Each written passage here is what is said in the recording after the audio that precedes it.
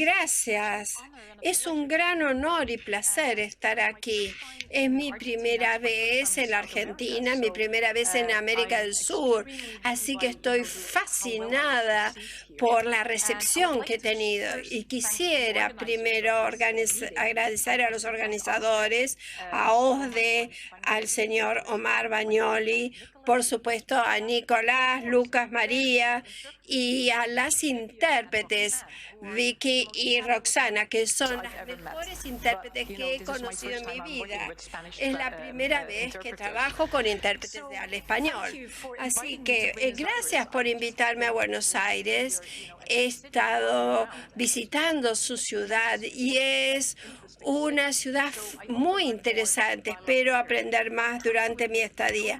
Tengo que decir que no conozco mucho acerca de los medios sociales en Argentina, pero espero que ustedes aprendan un poco acerca de los medios sociales y cómo evolucionan en el resto del mundo. Entonces, en 2013 publiqué La cultura de la conectividad y yo estaba muy orgullosa de que se tradujera al español La cultura de la conectividad el año pasado. Está mal pronunciado, pero bueno, ya lo entienden. Fue traducido 3 años después de que se publicara en inglés, pero creo que una parte del libro todavía es vigente hoy. Y también me gustaría hablar más acerca de lo que estoy estudiando ahora. La cultura de la conectividad la terminé en 2012 y fue publicado en 2013.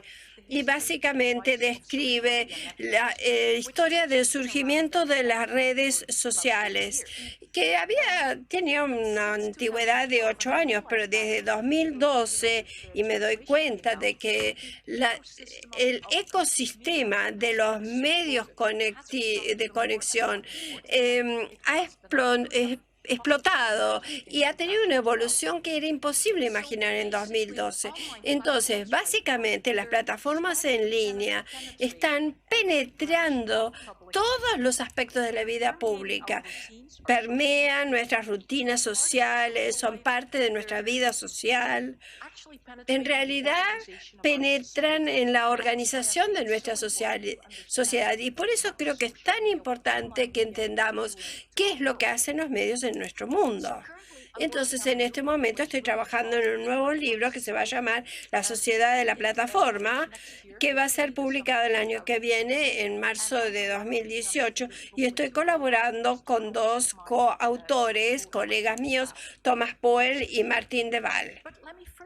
Pero permítanme retrotraerme al momento en que escribí La cultura de la conectividad, que era básicamente sobre medios de las redes sociales.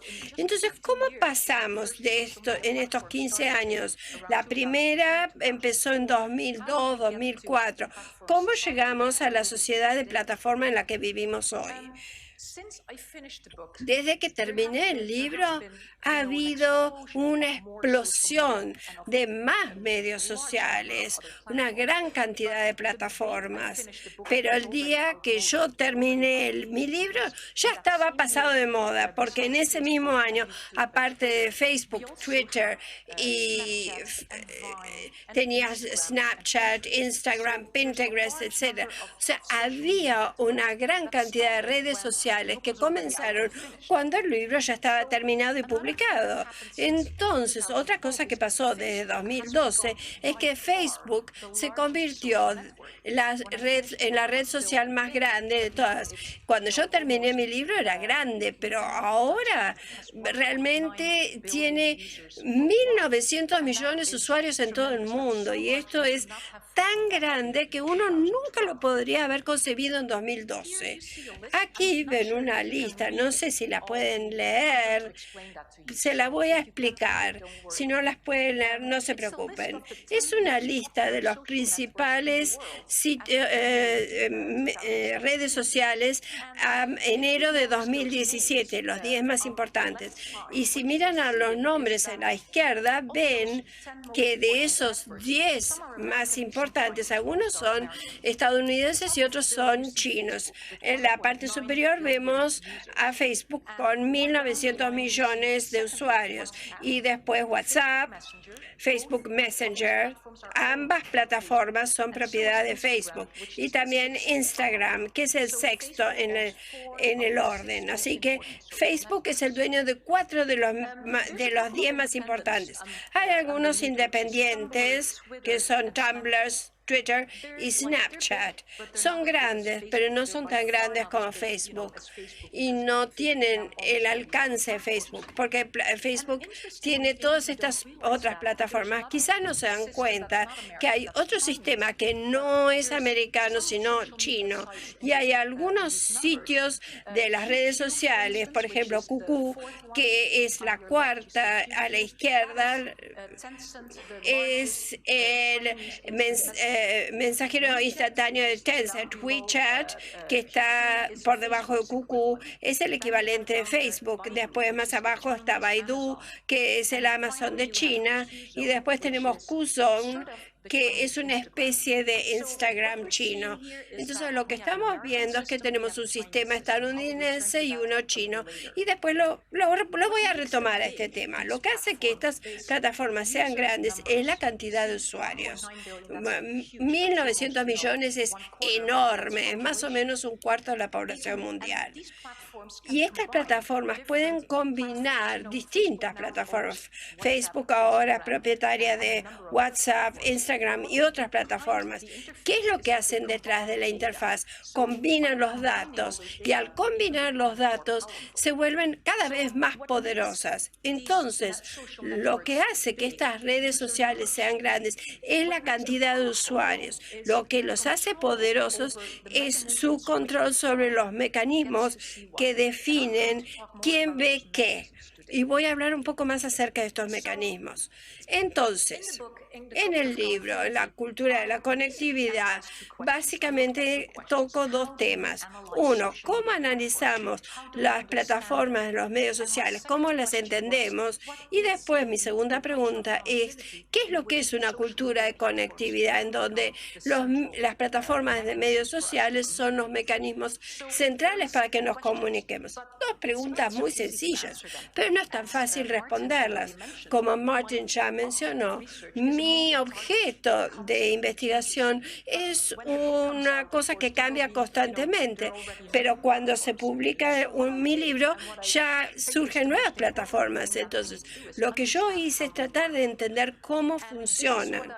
Y entonces diseñé esto en el libro, lo ven en el capítulo 2 de mi libro, es el análisis de las plataformas, y esto especialmente para aquellos que estudian medios y comunicación. Lo que trato de hacer es cómo funcionan estas plataformas. No son sencillas. Del lado de la izquierda está el aspecto sociotécnico, es decir, partes de tecnología, datos, algoritmos, flujos de datos, interfaces, objetos tecnológicos. También hay usuarios que son parte de esa tecnología, que crean contenido generado por usuarios. Ese es el aspecto técnico. Y después también hay fenómenos políticos. No deberíamos despreciar cuán político es esto. Y estoy interesada en otro nivel de comprensión que tiene que ver con quién es el propietario de estos medios sociales, cuáles son sus modelos de negocios, cómo ganan dinero y cuál es la gobernabilidad. Nosotros cedemos nuestros derechos en las condiciones de uso, pero ellos nos gobiernan de la misma manera que quieren gobernar a la sociedad. Para aquellos que están en la teoría de la comunicación, lo que hice es combinar 2 tipos de abordajes metodológicos. Uno es el ANT, la teoría del actor red de Bruno Latour, y por el otro lado consideré el abordaje de economía política de Manuel Castells. Hay que usarlo ambos porque necesitamos ambos aspectos para poder entender estos objetos de tecnología a los distintos niveles. Eso es lo que trato de hacer al diseñar este análisis de plataforma. Se puede utilizar de dos maneras. Se pueden considerar distintas plataformas, por ejemplo, tomar Facebook y considerarlo como una plataforma única. Pero lo que hice en mi libro es no considerar una sola plataforma, sino una constelación, es decir, un ecosistema, es decir, cómo se interrelacionan todas estas plataformas, cómo funcionan en forma conjunta, cómo se combinan. Así que ese ecosistema es el objeto más importante de mi investigación. Bueno, pasemos a la conectividad. Para poder entender la cultura de la conectividad, utilizo dos términos. Es importante entender qué quiero decir con ellos. La connectedness, es decir, conectibilidad. Esto es lo que yo quiero decir por conectibilidad, es decir, la gente que se conecta entre sí, que se toman de la mano. Aparentemente, cuando uno usa los medios sociales, uno estaría conectándose con amigos, está tomándose de la mano y hace conexiones. Estos medios permiten la conexión. La conectividad permite compartir información personal y construir relaciones interpersonales. Y estos medios nos permiten hacer todo esto y establecer estas conexiones. Y esta es la conectividad. Cada vez que nos conectamos con alguien o más, cuando nos conectamos con otros, hay un sistema de mediación. De hecho, hay propietarios de plataformas, operadores, que manejan los hilos, y los usuarios en el nivel inferior han sido manipulados. Quizás no sean el mejor término, pero ceden el control porque las plataformas manejan los hilos de esos usuarios. Lo que a mí me interesa son las líneas grises entre el nivel de operación y los usuarios, es decir, ¿cómo funciona todo esto? Básicamente, si yo tuviera que explicar la conectividad contra la conectividad, utilizaría estas palabras.